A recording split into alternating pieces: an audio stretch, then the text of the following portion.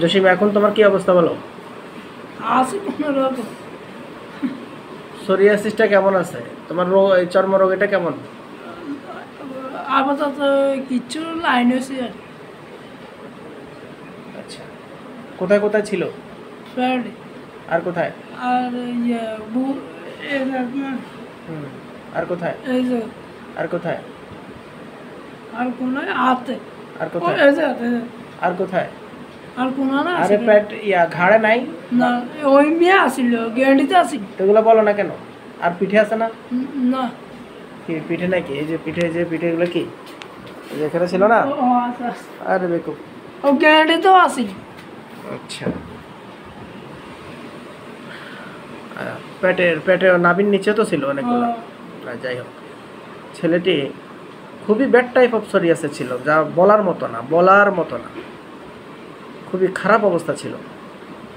আজকে ছেলেটি অনেক অনেক সুস্থ। ওষুধ চলছে, ওষুধ চলছে। খুবই খারাপ পরিস্থিতি ছিল।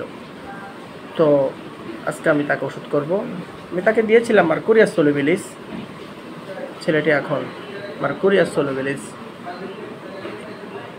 অর্থাৎ এটা চলবে, চলতে থাকবে। এই যে মার্কুরিয়াস সলিবিলিস, সলিবিলিস প্রথমে সালফার দিয়েছিলাম, তা আমার একটা ফলাফল না হওয়াতে মার্কুরিয়াস সলিবিলিস চলছিল। যে এই জায়গাগুলো, তার ঘাড় খুবই খারাপ অবস্থা ছিল, অত্যন্ত খারাপ। এখন তো অনেকটা শুকিয়ে আসছে, অনেকটা ভালোর দিকে আছে। দেখে দাঁড়াও। এইখানে ওই যে হাতেও আসিল যে এদিকে ফিরো, ফিরো এদিকে। হ্যাঁ না এদিকে এদিকে ফিরো।